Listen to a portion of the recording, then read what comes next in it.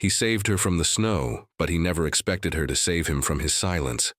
For weeks, Sam tended to the Apache widow with a reverence that terrified them both. But the turning point wasn't a gunfight or a rescue. It was a whisper in the dark. Standing by the dying fire, Aiyana slowly lowered the strap of her dress, revealing her scars and her soul to the lonely rancher. Her demand was simple, sensual, and impossible to refuse. "I saw love like this once, and now I want that." December in the Arizona Territory was a cruel season, a time when the wind cut through the canyons like a sharpened blade, seeking out any weakness. Sam McCarthy knew this wind. He had lived with it for 5 years, ever since the day he buried his wife and unborn child in the hard earth behind the cabin. He was 45, a man carved from silence and regret, living a life so solitary that he sometimes forgot the sound of his own voice. The ranch was his fortress. 2 rooms of timber and stone, a stable for the horses that were his only company, and a perimeter of fences that kept the world out. He preferred horses to men. Horses didn't ask for things you couldn't give. Horses didn't leave you standing at a graveside wondering why your heart kept beating when your reason for living was gone. It was the roans that alerted him. They shifted nervously in their stalls, ears pricked toward the north. Sam trusted them more than he trusted his own instincts. He reached for the Winchester leaning against the stable wall, the wood smooth and familiar against his calloused palm. In 1878, a nervous horse usually meant Apache raiders or desperate outlaws. Both meant death. He stepped out into the storm, the snow blinding and thick. He moved with the careful economy of a veteran soldier, eyes scanning the white oblivion. He almost missed her. She was nothing more than a dark disruption in the snow near the fence line, a heap of buckskin and tragedy. Sam approached slowly, rifle raised. He expected a trap. He found a woman. She was face down, one arm outstretched as if reaching for a mercy that hadn't come. He turned her over with his boot, gently, ready to recoil. She was Apache. The turquoise at her throat and the cut of her deer-hide dress told him that much. The blood soaking the snow beneath her told him the rest. She was dying. Her lips were blue, her skin the color of old parchment. By all rights, Sam should have walked away. Helping an Apache woman in this territory was a death sentence, from her people or his. But then her eyes fluttered open. They were black, fever-bright, and filled with a terror so raw it punched the air from his lungs. Her hand shot out, gripping his wrist with shocking strength. She said something in a language he didn't know, but the tone was universal. "Please." Sam McCarthy had spent 5 years building walls around his heart, reinforcing them with guilt and isolation. But looking at this woman, seeing the life bleeding out of her into the winter snow, the walls didn't just crack, they shattered. He slung the rifle over his shoulder and scooped her up. She was light, wasted away by flight and hunger. But beneath the frailty, he felt the dense muscle of a survivor. He carried her into the cabin, kicking the door shut against the howling wind. The interior was sparse, smelling of wood smoke and leather. He laid her on his bed, the bed he hadn't slept in since Emma died, and immediately went to work. He built up the fire until the room glowed orange, then stripped off his heavy coat and rolled up his sleeves. He had to cut the dress to get to the wound. He did it with a knife, his movements precise and clinical, trying to ignore the intimacy of the act. The bullet had passed through her side, missing the vitals but leaving a jagged, angry path. It was infected. The smell of sickness rose in the heat of the room. Sam heated water, found the whiskey and prepared a needle and thread. When he pressed the cloth soaked in alcohol to the wound, she screamed, a ragged animal sound, and thrashed against him. "Easy," he murmured, his voice rusty. "Easy now, I've got you." He had to use his weight to hold her down, one arm pressing her shoulders into the mattress while the other worked to clean the rot from her flesh. It was brutal, intimate work. Her sweat mixed with his. Her blood stained his hands. For an hour, they were locked in a struggle for her life, 2 strangers bound by pain and the desperate refusal to let death win. When it was done, he bandaged her with clean linen and pulled the quilt up to her chin. She was unconscious now, her breathing shallow. Sam sank into the rocking chair beside the bed, wiping his bloody hands on a rag. He watched the rise and fall of her chest, terrified that if he looked away, she would stop breathing. He didn't sleep that night, or the next. The fever took her into the dark places. She tossed and turned, crying out names he didn't know, fighting battles with invisible enemies. Sam was there for every moment. He bathed her forehead with cool water, the cloth moving gently over her burning skin. He lifted her head to trickle broth between her cracked lips. He changed the dressings, his large, rough hands learning the contours of her body, with a gentleness he hadn't known he possessed. There was a strange intimacy in it. He knew the scar on her shoulder, the callus on her heel, the way her hair curled when it was damp with sweat. He was keeping her alive with his own will, pouring his strength into her fragile frame.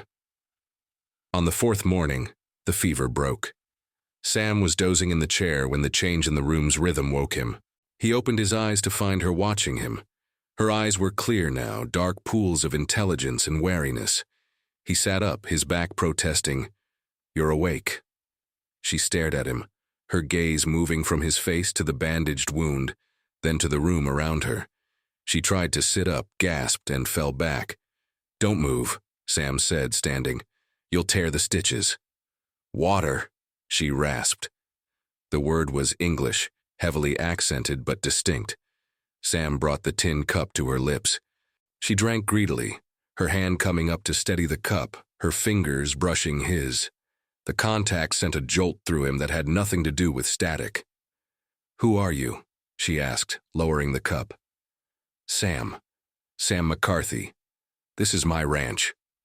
Why I am alive? Because I found you before the cold finished what the bullet started." She studied him, looking for the lie. "You are white man.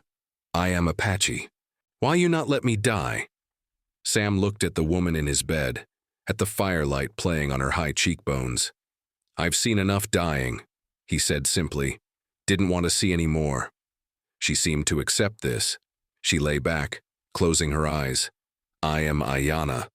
"Aiyana," he repeated. The name tasted like smoke and wildflowers. "It mean eternal blossom," she whispered, sleep already pulling her back down. "Rest now, Aiyana. You're safe here." "Safe," she murmured, as if the word was a foreign concept. "No one is safe." Recovery was a slow, quiet season. As Aiyana grew stronger, the cabin transformed from a place of sickness to a place of shared existence. They moved around each other with the cautious grace of two solitary predators forced to share a den. The language barrier was a wall they dismantled brick by brick. She pointed to the fire. He gave the word. He pointed to the stew. She taught him the Apache name. But mostly, they communicated in the silence that stretched comfortably between them. Sam learned that she was a widow, her husband killed in a skirmish with soldiers 6 months prior. She learned that Sam had lost his wife in childbirth. They were two hollowed-out things, filled with the echoes of people they had loved and failed to save. One evening, 2 weeks in, Aiyana insisted on cooking. She was still weak, moving with a hand pressed to her side, but her determination was iron. She took the rabbits Sam had trapped and prepared them with herbs from her pouch. Sage, juniper, things he had trampled over for years without knowing their worth. They ate at the small wooden table, the oil lamp casting long shadows. "Good?" she asked, watching him. "Better than good," Sam admitted. "I've been eating sawdust for 5 years compared to this." A small smile touched her lips. It was the first time he had seen her smile, and it changed her face completely, softening the warrior angles into something breathtaking. "You live alone long time, Sam," she observed. "House is sad. Empty. It's quiet. I like quiet. Quiet is good. Empty is bad. Empty lets the ghosts get loud." Sam put down his spoon. She saw too much. "And you? You running from ghosts?" Aiyana looked into the fire. "I run from living. My husband's brother. He want me for wife. Tribal law. I say no. I say I belong to no man I do not choose. He say I am property, so I run. She touched her side. They shoot me. My own people. Because you wanted a choice? Because I am woman. They think woman is like horse. Good for riding, good for breeding, good for owning. Her eyes flashed with sudden fire. I am not horse, I am Aiyana. Sam reached across the table, covering her hand with his. Her skin was warm, rough from work, alive. You're safe here, Aiyana. No one owns you here. She looked at their joined hands, then up at his face. The air in the room grew heavy, charged with a current that frightened and thrilled him. You are strange, white man, she said softly.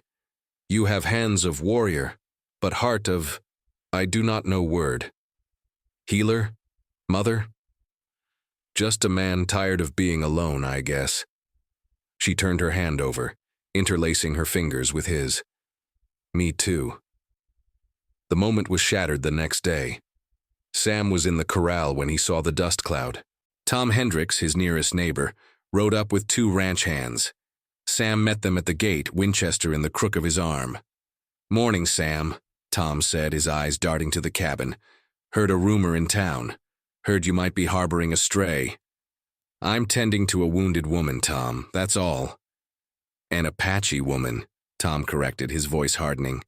Sam, you know I respect you. But this don't sit right.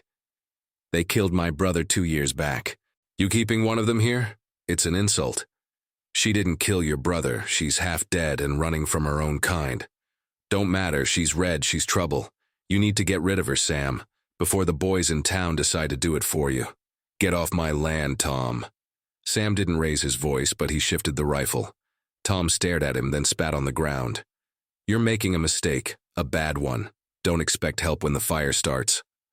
They rode off. Sam stood watching the dust settle, his heart hammering. When he turned, Aiyana was standing on the porch, wrapped in a blanket. She had heard everything.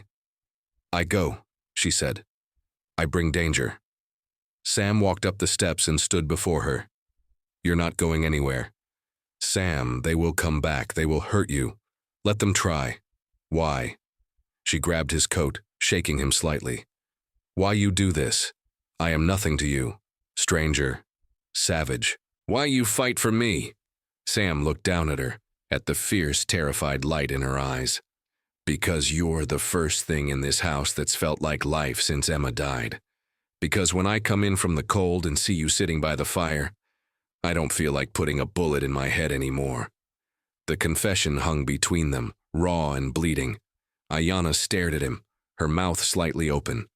Then she stepped back, pulling the blanket tighter, and went inside without a word. That night, the tension in the cabin was unbearable. The wind howled outside, a reminder of the hostility of the world. Sam sat by the fire, cleaning his gun. Aiyana sat on the edge of the bed watching him. She stood up suddenly. The blanket fell away. She was wearing the buckskin dress he had mended for her, the leather soft and worn. She walked to him, stopping just inches away. Sam, she said. Her voice was steady, but her hands were trembling. He looked up. Yeah? I tell you about my husband. He was brave man, good warrior. We fight together, we survive together, but... She hesitated, searching for the English words. It was duty, partnership, like 2 oxen pulling cart. She took a breath. When I was little girl, I see my grandfather with my grandmother. She was dying, sickness of the lungs. He sit with her 4 days. No sleep, no eat. He hold her hand. He brush her hair. He sing to her. Soft songs. Love songs. Tears welled in her eyes, catching the firelight. When she die, he close her eyes and he kiss her forehead. And he look at her like she is the sun and the moon and the stars. And now the sky is dark forever. He die 3 days later. His heart just... stop. She reached out, her fingers grazing Sam's cheek. I see that once. That look. That touch. Compassion. Not wanting to own. Just wanting to be near. To care. Sam stopped breathing. He sat frozen, the gun oil forgotten on his fingers. I never have that, Aiyana whispered. I think I never will, but then I wake up here and I feel your hands cleaning my wound. I feel you washing my face. I see you watching me sleep, making sure I breathe. You ask for nothing. You take nothing. You just give. She reached for the ties at the shoulder of her dress. Slowly, deliberately, she undid the leather knot. I saw it once, she said, her voice breaking. And now I want that. She lowered the dress. It slid down her left shoulder, pooling at her waist, revealing the fresh pink scar on her side, the dark skin of her breast, the vulnerability of her nakedness. She wasn't offering him sex. She was offering him her scars. She was showing him the map of her pain and asking him if he could love the territory. I am broken, Sam. I'm scarred, I am hunted, but I am here, and I want to be looked at the way you look at me. Sam stood slowly. The rifle clattered to the floor. He reached out, his hands shaking, and traced the line of her jaw down her neck to the scar on her side. His touch was a reverence. Aiyana, he choked out. I'm a broken man. I've got nothing but this hard land and a lot of regrets. You have heart, she said, pressing her hand over his chest. I feel it beating. It beats for me? Yeah, Sam whispered. Yeah, it beats for you. He bent his head and kissed her. It wasn't the hungry, desperate kiss of youth. It was a slow, deep collision of souls. It tasted of salt and whiskey and longing. Aiyana made a low sound in her throat and pressed herself against him, her skin hot against his rough shirt. He lifted her, carrying her to the bed not as a patient, but as a woman. They came together with a desperate tenderness. Sam worshipped her body with his hands and his mouth, kissing the scar on her side, the calluses on her feet, the hollow of her throat. He treated her like she was precious, like she was holy. And for Aiyana, who had only known duty and survival, it was an undoing. She wept silently as he moved inside her, not from pain, but from the sheer, overwhelming relief of being held, of being known. They lay tangled together afterwards, the fire dying down to embers. Sam stroked her hair, his arm heavy and protective across her waist. I love you, he said into the darkness. The words felt strange and heavy, like stones he had been carrying for years and finally set down. I love you, she answered in Apache, then in English. My heart walks in your chest. The peace lasted 3 days. On the third morning, the dogs started barking, a frantic warning sound. Sam was out of bed and armed before the echo died. He looked out the window. It wasn't Tom Hendricks. It was worse. 6 Apache warriors sat on painted ponies just beyond the fence line. At the front rode a man with a face like a hawk, scarred and brutal. My brother, Aiyana said, standing behind Sam. She was dressed, her knife strapped to her thigh. Her face was pale, but her eyes were dry. Stay here, Sam said. No, we do this together. They walked out onto the porch. The morning air was crisp, smelling of pine and impending violence. The warriors watched them, their eyes hard. You live, the brother shouted in Apache. Aiyana translated quietly for Sam. I live, she called back. No thanks to you. You shame us, the brother spat. Living with a white dog, lying in his bed. You are no longer Apache. I am more Apache than you. Aiyana stepped off the porch, walking toward them. Sam moved with her, his rifle leveled at the brother's chest. I choose my life, I choose my path. You follow old laws that make us slaves. I follow the law of the heart. There is no law of the heart, the brother sneered. There is only survival. Come back, Aiyana, or die here with him. She stays, Sam said. His voice carried across the yard, calm and deadly. She stays where she wants, and if you want to take her, you'll have to kill me first.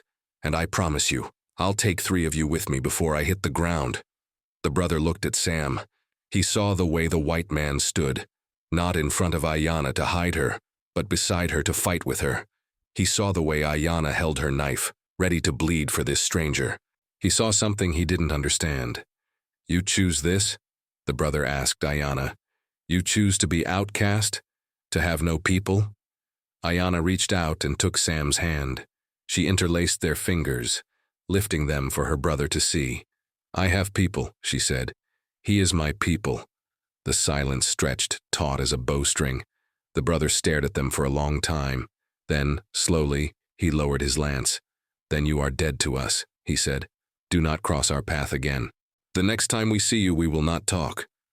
He turned his pony and galloped away, the others following in a cloud of dust and contempt. Aiyana watched them go.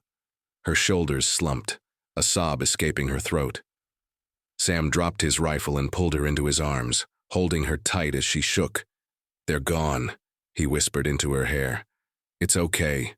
They're gone." "I am alone," she cried. "I have no tribe."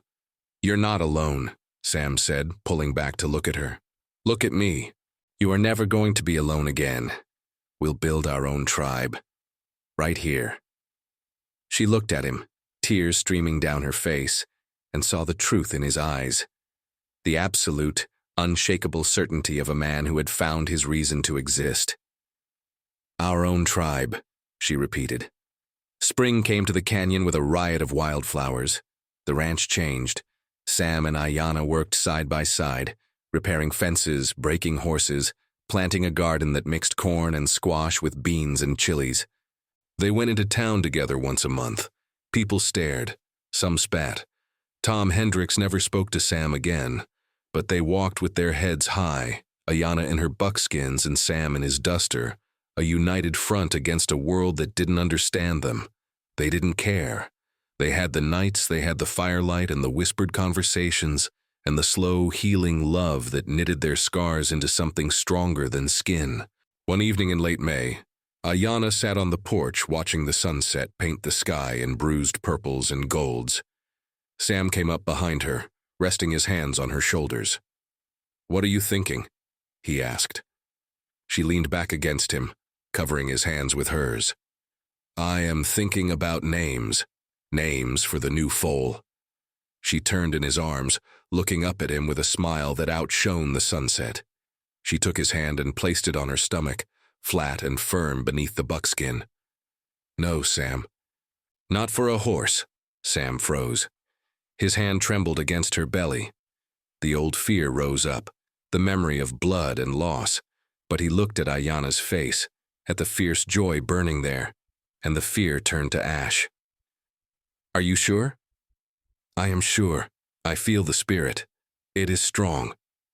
Sam dropped to his knees, wrapping his arms around her waist, burying his face in her stomach. He cried then, great heaving sobs of gratitude, washing away the last of the grief that had defined him for so long. Aiyana stroked his hair, humming a soft Apache song, a lullaby.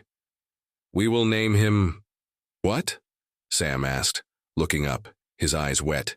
"If boy, we name him Victor," she said, "because we win. And if it's a girl?" Aiyana looked out at the darkening land, at the home they had carved out of nothing, at the man who had saved her life and given her back her soul. "If girl," she said softly, "we name her Hope." Sam stood and kissed her, a kiss that held all the promises of the future. "Hope," he agreed. "I like that."